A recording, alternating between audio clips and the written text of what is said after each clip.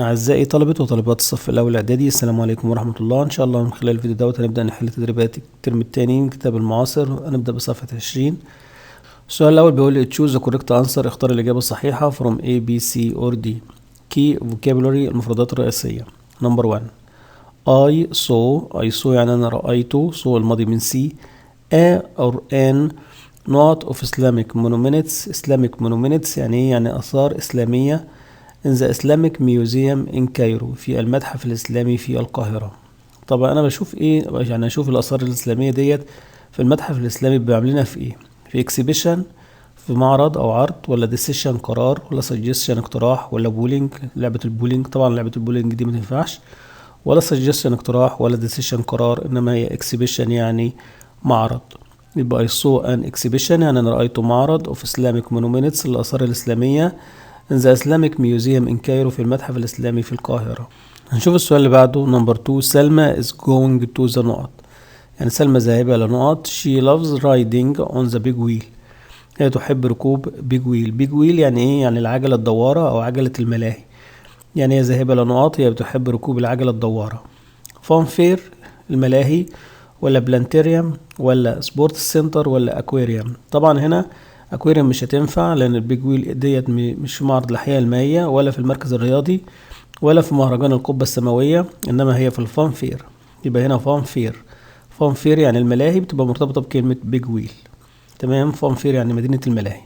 نمبر 3 You can see many ancient statues. ancient statues يعني ايه؟ يعني تماثيل قديمة. تستطيع أن ترى الكثير من التماثيل القديمة from the past من الماضي in the Egyptian نقط. in the Egyptian hospital في المستشفى المصري. طبعا لا. Egyptian center المركز المصري.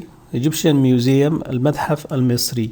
يبقى you can see many ancient statues from the past in the Egyptian museum في المتحف المصري. طبعا مش هتنفع سكول يعني ايه؟ مدرسة. number 4 when you are worried or frightened of something. when you are worried عندما تكون قلق أو متوتر of something أو frightened أو خائف of something من شأن ما you are بتبقى happy سعيد. لا طبعا مش هتنفع. you are nervous بتبقى عصبي أو متوتر، ولا pleased مسرور، ولا content يعني سعيد. طبعا هنا تبقى nervous يعني عصبي.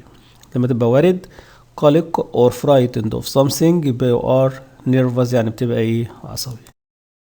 number 5 I had a أو an 2 weeks ago منذ أسبوعين. my hair was so long. طبعا هنا شعره كان طويل جدا. my hair طالما في my hair يبقى نقول ايه؟ a haircut. I had a haircut يعني أنا قصيت شعري because my hair لأن شعري was so long كان طويل ايه؟ جدا. طبعا statue يعني تمثال. suggestion اقتراح، واكتيفيتي يعني نشاط. شوف السؤال اللي بعده. on Sunday يوم الأحد. on Sunday يعني يوم الأحد. we went ذهبنا to the planetarium ذهبنا إلى مهرجان القبة السماوية أو للقبة السماوية. but ولكن it was إيه؟ ولكنه كان مغلق. يعني ذهبنا إلى مهرجان القبة السماوية but it was closed يعني مغلق. number 7 we learned a lot تعلمنا الكثير about the earth عن الأرض and the moon والقمر at the. طبعا بنتعلم عن الأرض والقمر في مهرجان القبة السماوية اللي هو البلانتيريوم. مش هينفع طبعا الفانفير اللي هي الملاهي، ولا الأكواريوم اللي هي مهرجان الحياة المائية، ولا الاستاديوم اللي هو الاستاد. شوف السؤال اللي بعده. number 8 I write أنا أكتب what happens to me every day يعني أنا أكتب ما يحدث لي أو أكتب الحاجة اللي بتحصل لي كل يوم. in a طبعا الحاجة اللي بتحصل لي كل يوم بنكتبها in a diary في المفكرة اليومية. دايري يعني مفكرة يومية. طبعا هي شبه كلمة ديري اللي هي منتجات ألبان، بس طبعا دايري مفكرة يومية. فوتو يعني صورة، وسيرش يعني بحث. number 9 I am trying أنا أحاول to find أن أجد a أو an not to this problem لهذه المشكلة. بحاول أن أجد إيه؟ نجد المشكلة problem يعني مشكلة بنجد لها إيه؟ حل. طب إيه الكلمة اللي من الكلمات دي اللي معناها حل؟ ليه ولا exhibit ولا solution ولا fear؟ طبعا هنا solution. يعني I am trying to find a solution نحاول أن نجد حل للمشكلة. يبقى problem مشكلة بنجد لها إيه؟ solution يعني حل. number 10 at break في الفسحة we have lunch together. we have يعني احنا نتناول lunch يعني الغداء together معا in the school. بنتناول الغداء في in the school ايه؟ laboratory معمل طبعا ما ينفعش. music room حجرة الموسيقى لا برضو. library المكتبة. in the school canteen في مقصف المدرسة أو كانتين المدرسة طبعا يبقى at break في الفسحة. we have lunch together in the school canteen. كانتين اللي هو المقصف أو الكانتين. 11 all pupils كل التلاميذ wear يرتدون a blue نقط with black shoes وجزمة سودا. form farm frame uniform طبعا blue uniform يعني زي موحد لونه أزرق وجزمة سودا. definitions التعريفات. نمبر 12 ولا ان is an indoor center. indoor center يعني مركز داخلي يعني مركز مغلق. where you look at حيث where هنا بمعنى حيث you look at تنظر إلى fish السمك living in the water. where you look at fish living in water يعني حيث تنظر إلى السمك اللي بيعيش في المية. طب السمك ده بنتفرج عليه فين؟ في البلانتيريوم في مهرجان القبة السماوية؟ لا طبعا في الأكواريوم. تمام في الأكواريوم اللي هو معرض الأحياء المائية. استاديوم طبعا يعني استاد متنفعش. وفان فير يعني الملاهي. نمبر 13 ولا ان is a place هي مكان where you can play. where يعني حيث you can play تستطيع أن تلعب or watch أو تشاهد sports matches مباراة كرة قدم. الأكواريوم ولا ميوزيوم ولا بلانتيريوم ولا استاديوم؟ طبعا ده اللي هو استاديوم استاد كرة القدم هو المكان اللي بنشاهد فيه المباريات. language notes يعني ملاحظات اللغوية. expressions تعبيرات and prepositions وحروف الجر. نمبر 14 سمر نقط 13 يعني بيقول لك سمر اللي عندها 13 سنة is in prep 1 في أولى إعدادي this year هذا العام. تمام يا ولاد يبقى هنا طبعا سمر ده عايزين صفة ليها يبقى aged يعني اللي هي عندها 13 سنة is in prep 1 اللي هي في أولى إعدادي this year. نمبر 15 I not shopping yesterday morning. اتعلمنا مع بعض يا ولاد ان طبعا جو الفعل جو اما يجي بعديه الرياضات اللي اخرها اي ان جي او الانشطه اللي بعديها اي ان جي. فور اكزامبل جو سويمنج جو فيشنج جو رانينج جو شوبينج. طبعا هنا يبقى شوبينج هتاخد جو والماضي من جو اللي هو ايه وينت يبقى هنا I went shopping this morning yesterday morning انا ذهبت للتسوق yesterday morning. I bought a lot of groceries واشتريت الكثير من البقالة. هننتقل إلى كتاب المعاصر بيج 24 صفحة 24. طبعا الأسئلة دي على زمن الماضي البسيط والباست سيمبل. الماضي البسيط بيتكون من إضافة دي للأفعال العادية والتصريف الثاني للفعل الشاذ والكلمات اللي تدل عليه زي كلمة yesterday ولاست وجو وإن وأي سنة فاتت. نمبر 1 yesterday أمس our family عائلتنا not our new house in Alexandria. yesterday طبعا يا ولاد بتدل على الإيه؟ بتدل على الماضي يبقى نختار الفعل اللي آخره دي اللي هو moved. تمام. نمبر 2 how did you. طب طالما السؤال فيه أداة استفهام وديد وفاعل يبقى بعديه على طول الفعل في المصدر. يبقى هنا how did you feel يعني كيف تشعر when you started a new school. نمبر 3 خالد went to the park 10 minutes يعني خالد ذهب إلى الحديقة. خالد went طبعا في الماضي هنا الماضي من go to the park إلى الحديقة 10 minutes يعني 10 دقائق. ايه اللي قلنا بيجي في الاخر المدة لو بيجي بعد يعني يسبقه الفترة الزمنية اللي هو ago يبقى هنا 10 minutes ago. not you go to the park. yes I did. طبعا طالما في الإجابة هنا yes I did يبقى السؤال كان بادئ بدid يبقى هنا did you go to the park. نمبر 5 we not lunch together in the school canteen يعني تناولنا الغداء معا في مقصف المدرسة this morning هذا الصباح. كلمة this morning يا ولاد بتدل على الماضي ماشي زي كلمة yesterday وكلمة last. this morning يعني النهاردة الصبح يبقى هنا we had الماضي من have اللي هو ايه had. السؤال اللي بعده how نقط your weekend. how did how does how was how do. طالما هنا طبعا بنستخدم was لما يبقى بعدها اسم او صفة او حرف جر يبقى هنا how was your weekend يعني كيف كانت عطلة نهاية الاسبوع بتاعتك. نمبر 7 سمير a football match 2 days ago. سمير a football match يعني مشاهدة مباراة كرة قدم 2 days ago. 2 days ago ده طبعا بيدل على الماضي لأنه منتهى بأجو وقبلها الفترة الزمنية والماضي البسيط زي ما احنا عارفين بتتكون من إضافة دي يبقى هنا سمير watched يعني شاهد a football match 2 days ago. نمبر 8 I last آخر مرة my uncle عمي and cousins in Cairo 3 weeks ago. قلنا ان طبعا زي ما احنا عرفنا مع بعض من الأمثلة اللي فاتت ان 3 weeks ago بتدل على الماضي عشان اجو ما تيجي في اخر الجمله ويجي قبلها الفتره الزمنيه يبقى انا هستخدم الفعل اللي اخره دي يبقى نقول visited. نمبر 9 today is Sunday يعني النهارده الحد so لذلك نقط Saturday yesterday. النهارده الحد لذلك يوم السبت كان ايه كان أمس، يبقى it was. طبعا قلنا ان بنستخدم was او where لما يبقى فيه اسم او حرف جر او ظرف، يعني مفيش فاعل وفعل في المصدر.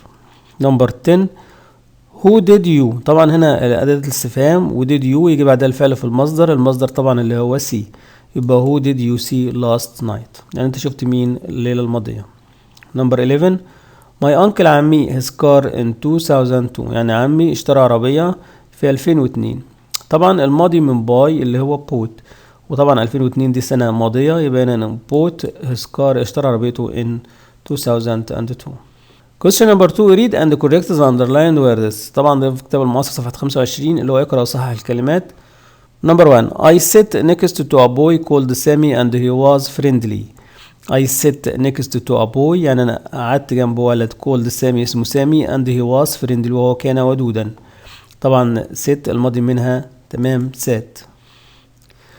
number 2 this morning هذا الصباح mom and I go shopping. ماما وأنا go shopping ذهبنا للتسوق. this morning من الكلمات اللي بتدل على الماضي، طبعا يبقى الماضي من go اللي هو went. number 3 when did you last English lesson. طبعا تبقى هنا when was your last English lesson، يعني متى كانت آخر حصة ليك. I didn't went، طبعا didn't بيجي بعدها الفعل في المصدر، يبقى I didn't المصدر من went اللي هو ايه تمام اللي هو go. It's Wednesday today، إنه يوم الأربعاء النهاردة. so it was Tuesday، يعني النهاردة الأربعاء لذلك يوم الثلاث كان today، كان النهاردة لا برضو ما كانش النهاردة، كان yesterday كان أمس. What did you did يعني ماذا فعلت. طبعا did you بيجي بعد الفعل في المصدر، يبقى what did you do.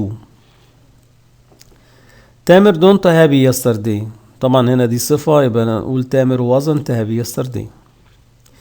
there didn't any cars in ancient Egypt، يبقى there weren't any cars كان لا يوجد أي عربات في مصر القديمة. how long did it took to complete the palace، يبقى how long did it take يعني كم المدة التي أخذتها عشان تكمل القصر. تدريبات الكتاب المعاصر. طبعا number 10 I had a math lesson 2 days last. I had a math lesson يعني خط حصة رياضيات 2 days last. طبعا اللي بتيجي في الآخر مش last، اللي بتيجي في الآخر الجملة وقبلها الفترة الزمنية تمام اللي هي ago. number 11 what places do you visit last weekend. طبعا ده last بتدل على الماضي، هنا كلمة last بتدل على الماضي، فنقول what places did you visit last weekend. number 12 last week الأسبوع الماضي I see أنا رأيت an exhibition معرض about elephants الفيال. طبعا هنا الماضي من see هيبقى saw عشان كلمة last، فبنستخدم الماضي من see اللي هو saw. general exercise تدريبات عامة على الدرس الأول والثاني في صفحة 26 في كتاب المعاصر. listen اسمع and choose the correct answer واختار الإجابة الصحيحة من A أو B أو C أو D. طبعا ده بيجي السؤال الأول في الامتحان لازم نتدرب عليه يا أولاد. طبعا احنا نقرا الأسئلة وبعدين نسمع النص وبعدين نرجع نحل أسئلة تاني. نمبر 1 داد بابا لايكس يحب سبورتس رياضيات ولا سلطة ولا كوكينج الطهي ولا فيشنج الصيد. نمبر 2 مامس نقط ار ديليشياس. مامس نقط ار ديليشياس يعني لذيذ. مامس فودز الأطعمة، كوكس المخبوزات ولا سلطس السلطات ولا كيكس الكيك. نمبر 3 ماي نوت لايكس ميكينج ثينجز يحب عمل الأشياء. ماي داد مام سيستر براذر. نمبر 4 dad is good at يعني بابا كويس فيه. swimming football riding basketball. نشوف مع بعض النص الاستماع. dad likes sports يعني بابا بيحب الرياضة. he is very good at swimming وجيد جدا في السباحة. mom loves cooking ماما بتحب الطهي. her salads السلطة بتاعتها are delicious لذيذة. my sister أختي likes making things تحب عمل الأشياء. يبقى dad likes يحب ايه؟ dad likes sports يحب الرياضات. مامس نوت ار ديليشيوس مامس سلطس يعني سلطة ماما لذيذة. ماي نوت لايكس ميكينج ثينجز. ماي سيستر. داد از جود ات سويمينج بابا كويس في السباحة. سؤال محادثة سؤال مهم جدا يا ولاد. السؤال التاني في الامتحان كومبليت ذا فولوينج دايلوج. طبعا بيبقى ناقص جمل كاملة والسطر اللي فوق دوت بيبقى مهم جدا عشان بيوضح لي المحادثة بتتكلم عن ايه. فهنا بيقول لي عاصم از اسكينج عمر يعني عاصم بيسأل عمر about his visit يعني زيارته to a sports center لمركز رياضي last weekend في عطلة نهاية الأسبوع الماضية. Did you enjoy your last weekend؟ يقول له yes I did. Where did you spend it؟ أين قضيتها؟ طبعا في السطر اللي فوق هنا بيقول له in a sports center، بيقول له I spent it in a sports center. I went with my friends ذهبت مع أصدقائي. لما تلاقي I went with دايما تقول who did you go with. who did you go with يعني مع من ذهبت. What did you enjoy doing there؟ استمتعت بعمل ايه هناك؟ I enjoyed swimming. ليه طبعا swimming؟ عشان هنا بيقول له yes there is a swimming pool. لما يجي يسأل السؤال اللي تحت دوت هنا بيقول له yes there is a swimming pool، يبقى يقول له is there a swimming pool. choose the correct answer، اختار الإجابة الصحيحة from A, B, C or D. Number 1 I hope أتمنى students الطلاب are not in my new school في مدرستي الجديدة. أتمنى الطلاب يكونوا ايه؟ nervous متوترين أو عصبيين، ولا friendly ودودين، ولا frightened خايفين، ولا ugly يعني وقح. يبقى هنا يقول له ايه؟ friendly. Number 2 there are very old نقط at the Egyptian museum في المتحف المصري. pyramids temples statues centers. طبعا هنا statues يعني تماثيل. Number 3 let's go to the نقط. يلا نذهب لنقط. I want to go on the big wheel. أريد أن أركب العجلة الدوارة. طبعا قلنا big wheel مرتبطة بالفان فير، يبقى هنا أقول له فان فير. Number 4 I will go to the نقط to watch the football match. عشان يشاهد مباراة كرة القدم. بيذهب لإيه؟ بارك ولا استاديوم ولا ميوزيوم ولا فان فير؟ طبعا بيذهب إلى استاديوم الاستاد. Number 5 adults البالغين usually نقط good decisions قرارات جيدة. deliver spend make do.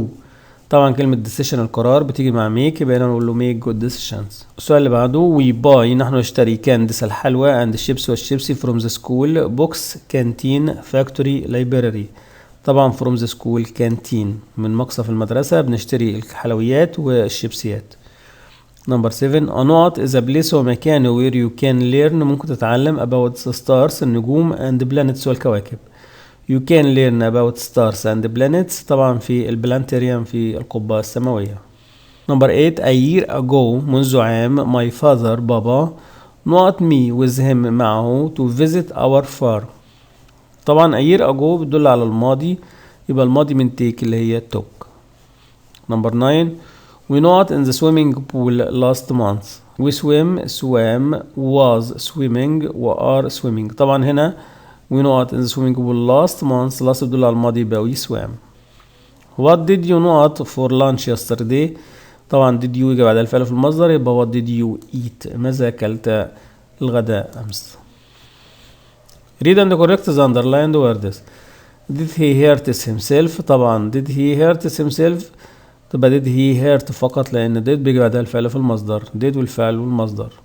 what year السنة is it 4 years ago منذ 4 سنوات، يبقى what year was it 4 years ago. we climbed the mountain تسلقنا الجبل next month الشهر القادم. طبعا climb ده بيدل على الماضي يبقى last month.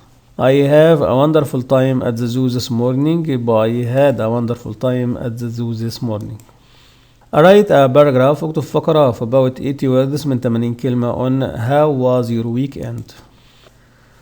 how was your weekend؟ my weekend was fantastic يعني عطلة نهاية الأسبوع كانت رائعة. I went to أحمد's house ذهبت إلى منزل أحمد on Sunday يوم الأحد and we played football in the park ولعبنا كرة القدم في الحديقة. it was a lot of fun كان ممتع جدا.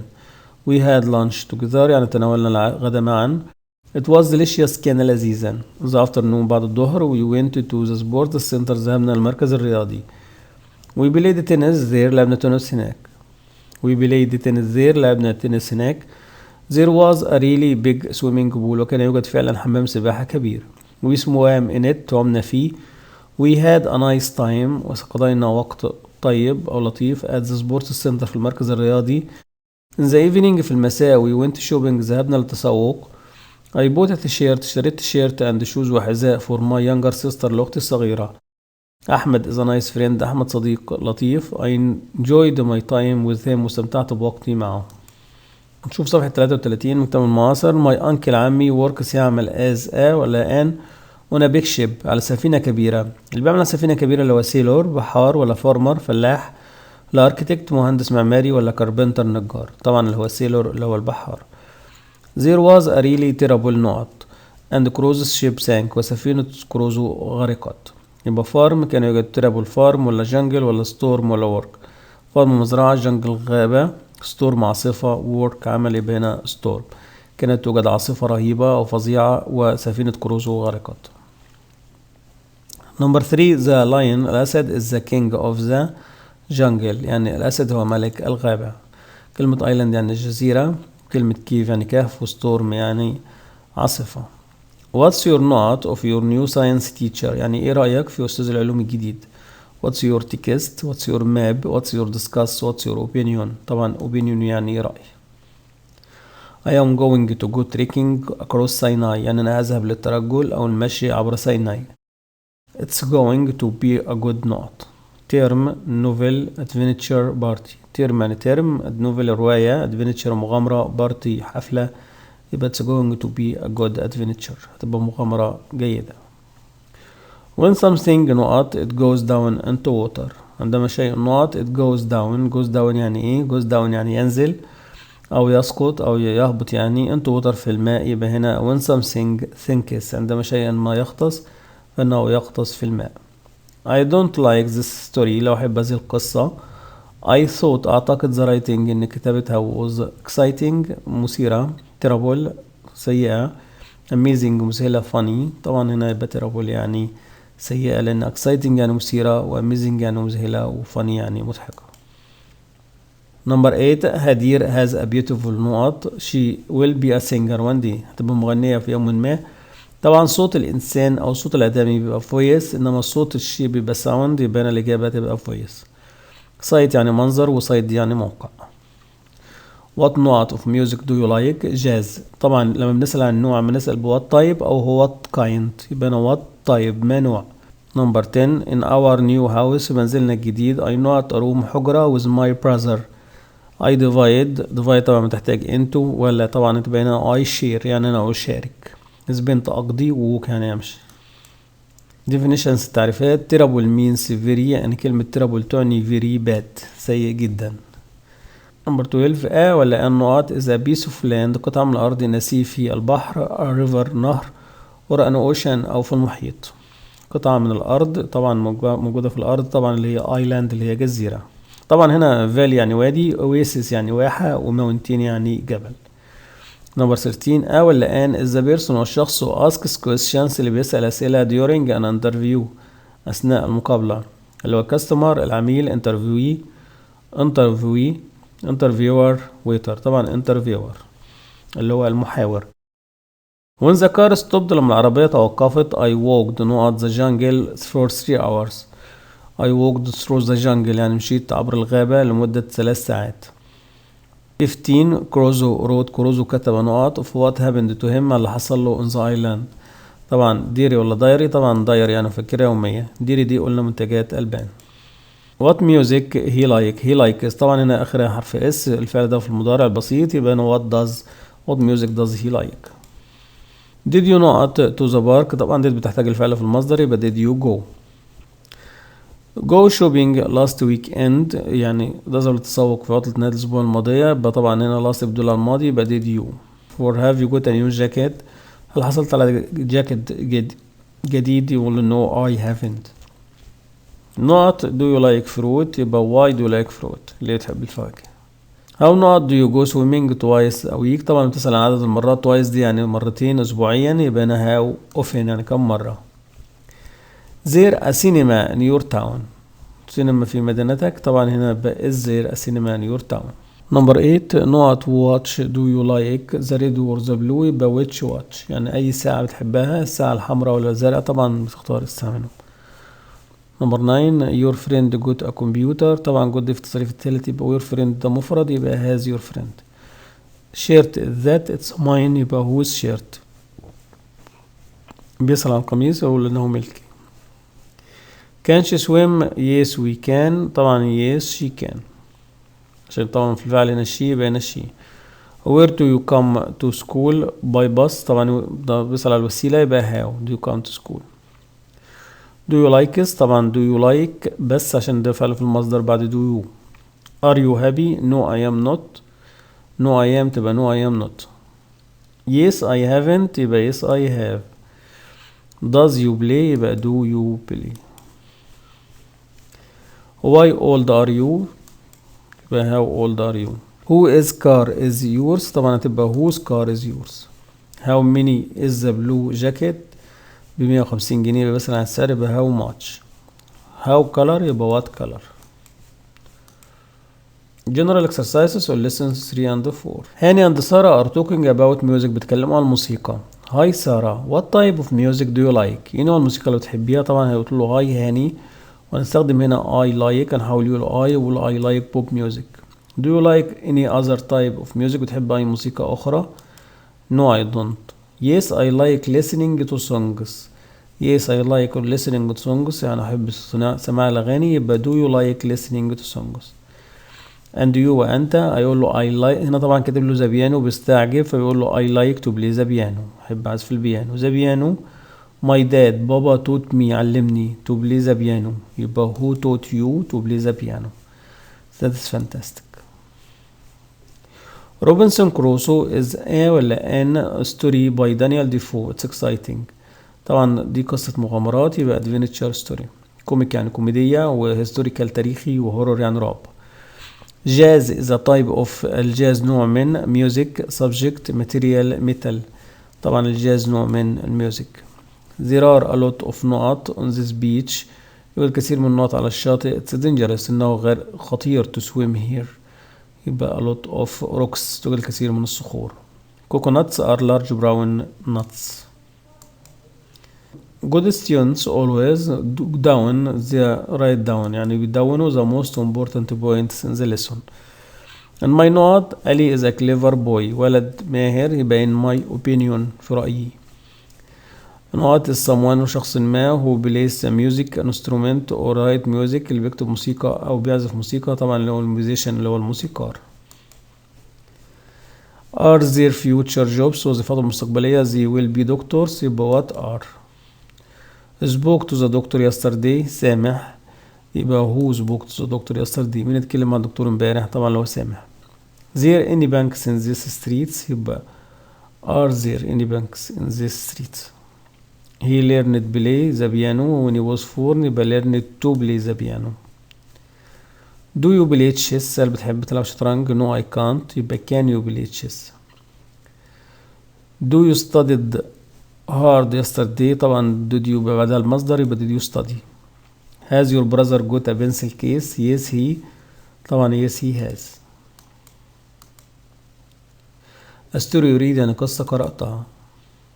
روبنسون كروسو. روبنسون كروسو is an adventure story. روبنسون كروسو قصة مغامرات، adventure يعني مغامرات. by دانيال ديفو، كتبها دانيال ديفو. روبنسون كروسو the sailor، روبنسون كروسو كان بحار. his ship سفينته sank، غرقت because there was a bad storm، لأن كان في عاصفة قوية. كروسو swam to a nearby island، كروسو عام إلى جزيرة قريبة. but there were no other people there، ولكن ما كانش في ناس هناك. he walked along the beach، هو ماشي على طول الشاطئ. but he saw nobody and he thought that he was alone، ولكنه لم يرى أي أحد واعتقد أنه وحيدا. he found a fish and ate it، وجد سمكة وأكلها. he looked for a cave to sleep in، يعني بحث عن كهف لكي ينام. he found a coconut on the beach، هو وجد جوز هند على الشاطئ. it was delicious، كان لذيذ. he wrote a diary of what happened to him، هو كتب مذكرة عما حدث معه. إن شاء الله نكمل مع بعض أسئلة الدرس الخامس والسادس. choose the correct answer، اختار الإجابة الصحيحة from A B C or D. key vocabulary يعني المفردات الرئيسية. number 1 my mother puts نقط on food to make it tasty. my mother ماما puts يعني تضع نقط on food على الطعام to make it tasty. to make بمعنى تجعل، it tasty يعني تجعله حلو المذاق. tasty يعني حلو المذاق. بيبرز ايس اويل، يعني ماما بتضع ايه على الاكل عشان تخليه حلو المذاق؟ بيبرز فلفل، ولا بيبرز ورق، ولا ايس ثلج، ولا اويل يعني زيت. طبعا مش هينفع نحط ورق ولا ثلج ولا زيت، يبقى نحط ايه؟ بيبرز اللي هو الفلفل. يبقى ماي ماذر ماما بوتس بيبرز يعني بتضع الفلفل اون فود على الطعام to make it tasty. نمبر 2 last summer يعني الصيف الماضي. last summer دي بتدل طبعا كلمة last من الكلمات اللي خدناها يا ولاد، بتدل على زمن الماضي.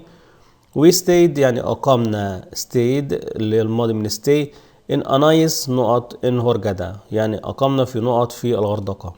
قعدوا فين يعني أقاموا فين؟ في فان فير في مدينة الملاهي، طبعا لا ما ينفعش. في هوتيل الفندق، طبعا هوتيل. وسيتر يعني مسرح، وكونسيرت يعني حفلة موسيقية. يبقى الإقامة الستي طبعا بتبقى in a hotel، stayed in a hotel. كلمة nice يعني لطيف. نمبر 3 his head رأسه is full of good نقط about life. full of thoughts يعني رأسه مليئة ب thoughts ولا stones ولا ice ولا books. thoughts طبعا books اللي هي الكتب، طبعا رأسه طبعا مش هتبقى لنا بالكتب، ولا ice العيون، طبعا ice يعني عيون مش هينفع. stones أحجار، طبعا رأسه مش هيبقى فيها أحجار. thoughts أفكار، يبقى هنا his head is full of thoughts يعني رأسه مليئة بالأفكار about life. number 4 not is useful مفيد. we use it for its oil نستخدمه من أجل الزيت. إيه الحاجة اللي بنستخدمها نطلع منها الزيت؟ pepper الفلفل، لا طبعا. journey الرحلة ولا الرحلة، طبعا أوليف أويل اللي هو زيت الزيتون، ولا جام المربى، طبعا يبقى أوليف أويل اللي هو زيت الزيتون، يبقى أوليف يعني الزيتون is useful مفيد. we use it نحن نستخدمه for its oil من أجل الزيت بتاعه. السؤال اللي بعده we went to the نقط ذهبنا لنقط. where هنا يا أولاد بمعنى حيث، لما بنستخدمها كده ترابط بمعناها حيث. we went ذهبنا to the نقط where حيث we enjoyed استمتعنا ب the new play. the new play يعني المسرحية الجديدة. المسرحية دي بنسمعها فين؟ في الهوتيل، في الفندق؟ لا طبعا. في الفان فير في مدينة الملاهي؟ برضو لا. في البارك في الحديقة؟ لا. ثيتر يعني ايه؟ مسرح. تمام، يبقى هنا we went to the theater ذهبنا للمسرح where we enjoyed the new play حيث استمتعنا بالمسرحية الجديدة. يبقى ثيتر اللي هو المسرح. صفحة 47 في كتاب المعاصر نمرة 6 My little brother أخي الصغير نقط me up at 5 a.m. يعني الساعة 5 صباحا. drove me up ولا gave me up ولا played up ولا woke me up. طبعا woke me up يعني صحاني أو أيقظني. get up يعني يستيقظ من تلقاء نفسه، إنما woke up يعني حد بيصحيه. يبقى هنا my little brother يعني أخي الصغير، أخويا الصغير. woke me up يعني صحاني at 5 الساعة 5 صباحا. number 7 I read a book أنا قرأت كتاب by my favorite نقط last week يعني أنا قرأت كتاب بواسطة my favorite نقط last week الأسبوع الماضي. my favorite reader يعني قارئ المفضل. my favorite leader قائد المفضل. my favorite writer الكاتب المفضل. my favorite lighter طبعا هنا my favorite writer اللي هو الكاتب المفضل، يبقى I read a book by my favorite writer الكاتب طبعا اللي بيكتب الكتاب. what نقط of person was روبنسون كروسو. كليفر يعني ايه نوع شخصية روبنسون كروسو؟ طبعا نوع الشخصية اما نسأل عنه بوات كايند، فبقول what kind of person was روبنسون كروسو يعني ايه نوع شخصية روبنسون كروسو او طبيعته ايه؟ طبعا بنقول كليفر يعني ماهر. نمبر 9 our weekend was نقط يعني عطلة نهاية الاسبوع كانت نقط. we didn't enjoy it نحن لم نستمتع بها. نلاحظ هنا يا اولاد ان بيقول لي we didn't enjoy it، طالما بيقول لي we didn't enjoy it يعني احنا لم نستمتع بها. طبعا ما بنستمتعش بالرحله او بالاجازه ديت اللي هي عطله نهايه الاسبوع اللي هي ويك اند، فلذلك هي كانت interesting شيقه لا طبعا، ولا great عظيمه برضو لا، fantastic رائعه، terrible يعني سيئه. يبقى هي هنا كانت terrible يعني سيء اللي هي بتساوي very bad يعني سيء جدا.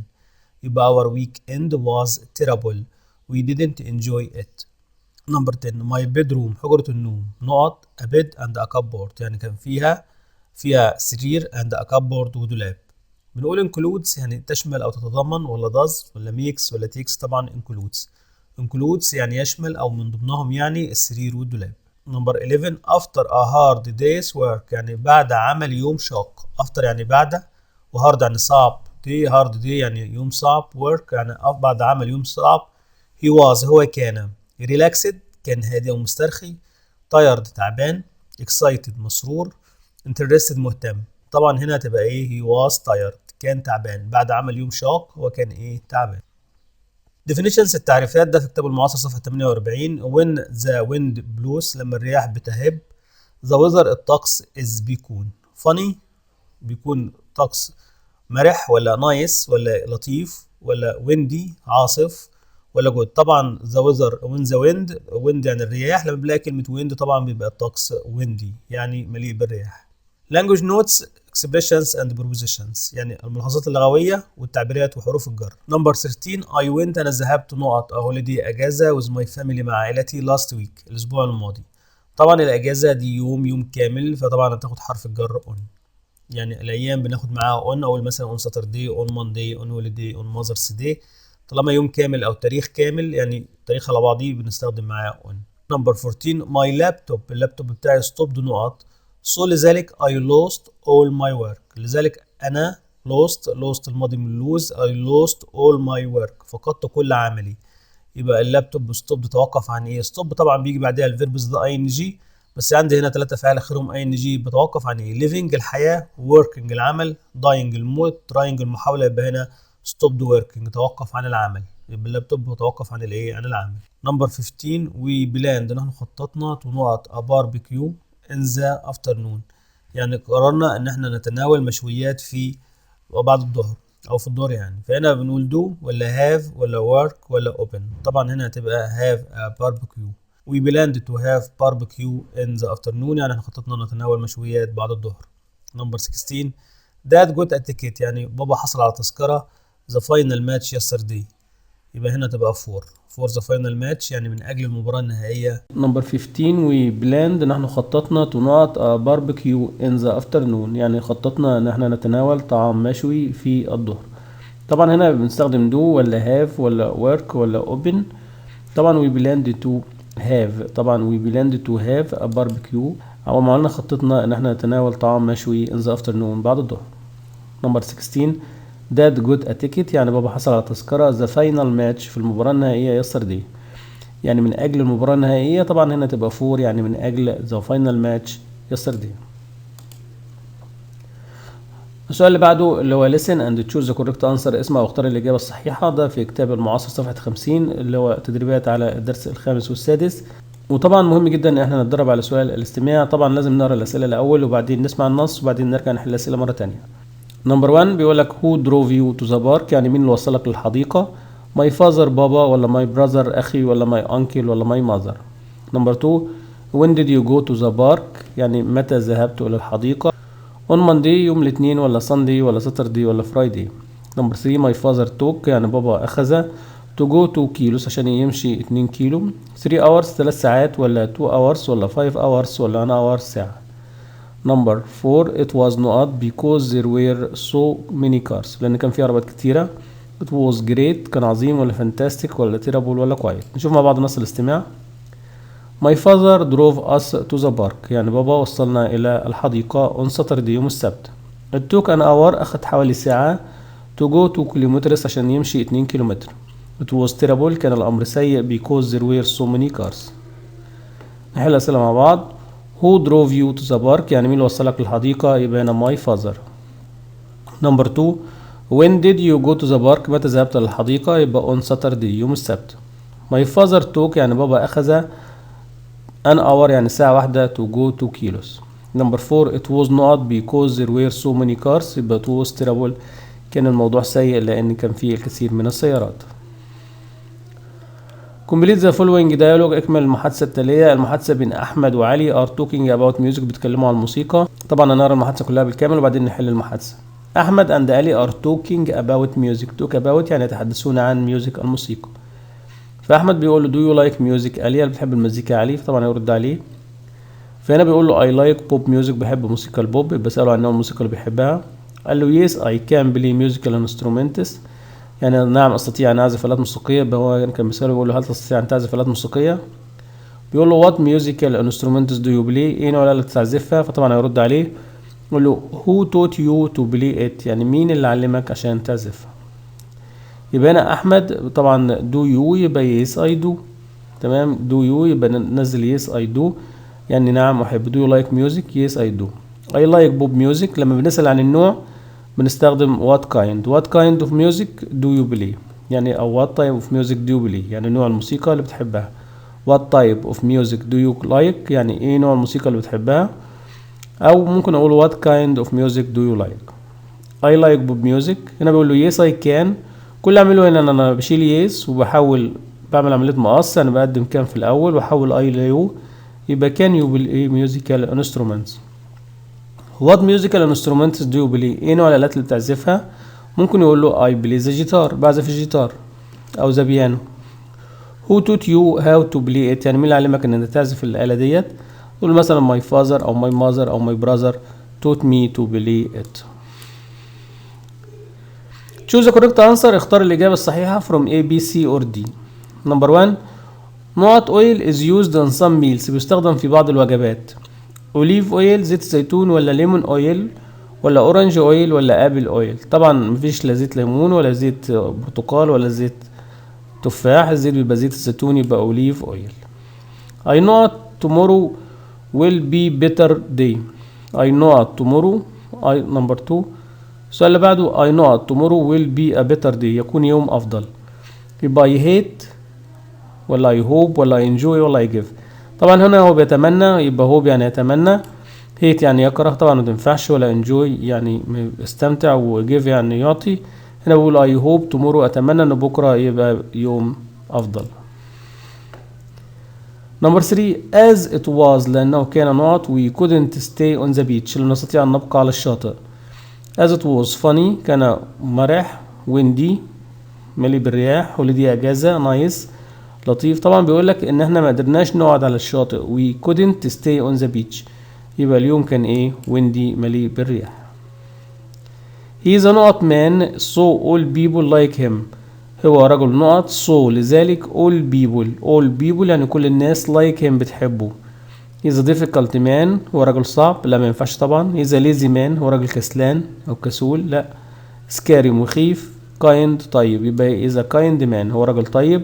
so all people like him، لذلك كل الناس بتحبه. number 5 yesterday، أمس we had a نقط at school، we had a theater، كان عندنا مسرح في المدرسة. ولا we had a stadium، كان عندنا استاد. ولا had a concert، طبعا had a concert كان عندنا حفلة موسيقية في المدرسة. السؤال اللي بعده we نقط in the hotel، في الفندق because we were all very tired. we نقط in the hotel يعني في الفندق because لأننا we were all very tired، كنا تعبانين. we talk we stayed، طبعا هنا we stayed in the hotel، بقينا في الفندق لأننا كلنا كنا تعبانين. number 7 please نقط me of the next meeting. remember me ولا remind me ولا mind ولا meant؟ طبعا remember يعني تذكر من تلقاء نفسه، لما بنطلب من حد نذكره بنستخدم remind يعني حد بيفكره، بيفتكر يعني، بس حد اللي بيفكره. فهنا بنقول please remind me، من فضلك فكرني of the next meeting، بالاجتماع القادم. number 8 it was okay، كانوا تمام. on Sunday، يوم الأحد I had a lots of homework. although، بالرغم من أنني كان عندي الكثير من الواجب، بس كان يوم الأحد كان يوم تمام. number 9 the last weekend، عطلة نهاية الأسبوع القادمة really fantastic يعني إيه؟ وطبعا هنا last بتدل على الماضي، يبقى هنا was really fantastic، كانت فعلا رائعة. number 10 it not an hour to go to school yesterday.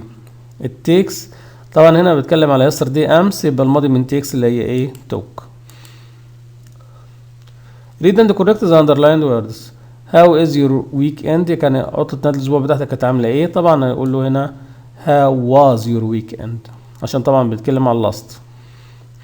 have you get، طبعا have you بيجي بعدها التصريف الثالث، يبقى have you التصريف الثالث من get اللي هي got. number 3 tomorrow غدا was very hot، كان حر جدا، طبعا اللي كان امبارح اللي هو yesterday. number 4 I last to go to the concert، ذهبت إلى الحفلة in 2010 أو in 2010 في 2010، يبقى هنا I last went، التصريف الثالث اللي جوه اللي هو went. a fantastic day يعني يوم رائع، طبعا write a paragraph، اكتب فقرة of about 80 words on a fantastic day، هنكتب باراجراف من 80 كلمة عن يوم رائع. a fantastic day yesterday يعني أمس was a fantastic day، كان يوم رائع for me بالنسبة لي. I did many interesting things، أنا فعلت many interesting things، الكثير من الأشياء الشيقة on this day، في هذا اليوم. in the morning، في الصباح I went to the bowling alley، ذهبت إلى صالة البولينج. I went with my cousin، ذهبت مع ابن عمي. after that، بعد ذلك we went to a pizza restaurant، ذهبنا لمطعم بيتزا. I had a pizza with chicken، يعني تناولت البيتزا with chicken بالدجاج. my cousin ابن عمي had a pizza with olives and pepper، يعني ابن عمي تناول البيتزا بزيت الزيتون والبيبر والفلفل. البيتزا was delicious، كانت لذيذة. in the evening، في المساء we went to visit، ذهبنا لكي نزور our grandparents، أجدادنا. they were very happy، كانوا سعداء to meet us، عشان يقابلونا. we helped our grandpa، ساعدنا جدي to fix many things. to fix هنا fix بمعنى يصلح، many things الكثير من الأشياء at home في المنزل، He was proud of us. هو كان فخور بنا.